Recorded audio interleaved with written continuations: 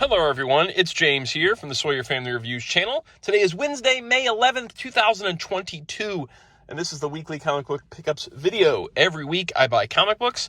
I get them for myself, I get them for my kids, I get them at Queen City Comics in Fairfield, Ohio. Zip code 45014. If you're in the area and into comic books, check out the comic shop, and while you're over there, hit up the toy department for all your classic and new toy needs. Let's jump in. First of all, I got a comment last time. I think it was from Amsterdam Comic Geek, maybe? I can't remember the username exactly. Asking why I do these videos in my car. And that's because I do this right after I leave the comic shop. And I only have a little bit of time between the comic shop and work. So I just do this in my car real quick.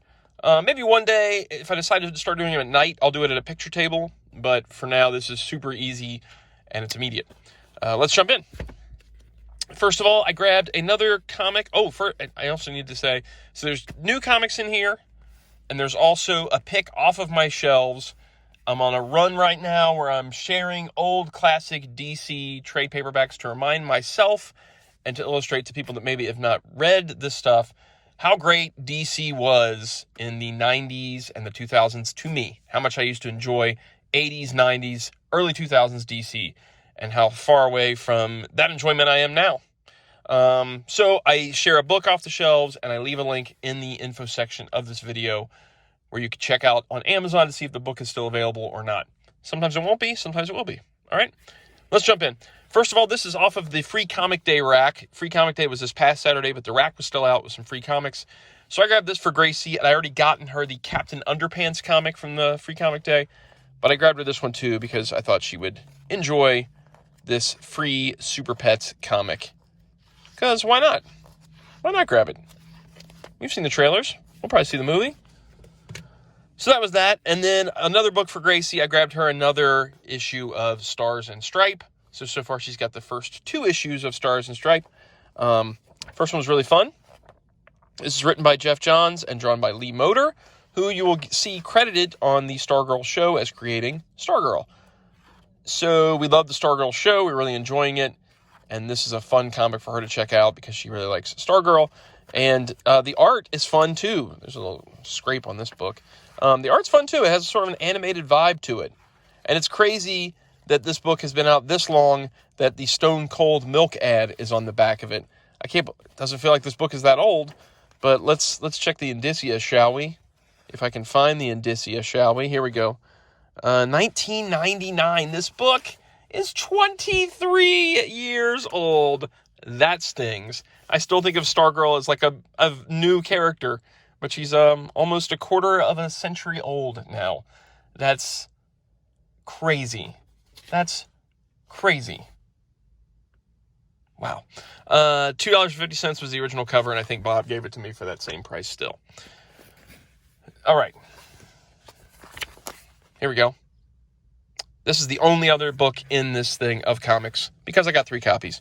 Saturday Morning Adventures, G.I. Joe, A Real American Hero from IDW, $3.99 by Eric Burnham and Danny Schoening, the guys that brought you the fantastic IDW Ghostbuster comics, are doing this comic that's set within the animated universe of G.I. Joe, and it is perfection.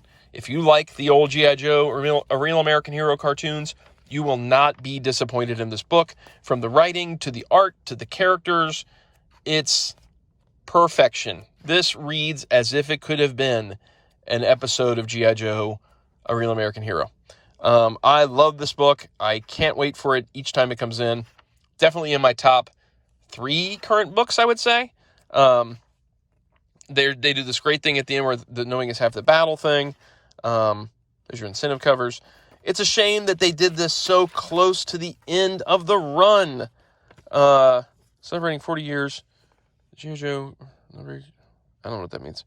None of this is in print. A lot of these are out of print. So I don't know why they're showing that. I don't think a lot of those are in print anymore. But it's a shame that they did this so close to the end of losing the license. I would have loved this to be an ongoing series. It's really, really good. And I'm kind of sad it's only got 1 issue left. I think it's only 4 issues. So I think it's only 1 issue left. So that's a bummer. Okay. And then, off the shelves, we've been doing a lot of post-crisis stuff. We did Crisis on Infinite Earths, so we've been doing a lot of the books that started after Crisis, like the retellings of Origins. So I went away from that this time around because I don't want to just get caught in the trap of doing everything chronological. So I just jumped into an Elseworlds book and brought out this Batman Gotham by Gaslight, the Deluxe Edition hardcover, which is a oversized hardcover. There's a regular book next to it. And this collects the fantastic Brian Augustine and Mike Mignola Gotham by Gaslight, but also the fantastic Master of the Future. And then it also has the appearances from Countdown Presents The Search for Roy Palmer, Gotham by Gaslight #1, and Convergence Shazam 1 and 2. So everything you need for Gotham by Gaslight Batman is here in one edition now. This retailed at $34.99. I believe it's out of print. I'm still going to hit you with the link down in the info section, but I want to say this one's currently out of print. But man, is it cool. I'm going to kind of back up a little bit here. This Gotham by Gaslight's awesome.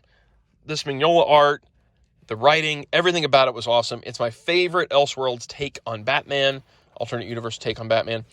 But I also want to give like major props to Master of the Future by Brian Augustine again and Eduardo Barreto, because it's also fantastic.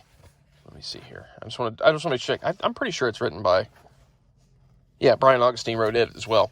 Look at this art on this book. Who's inking this?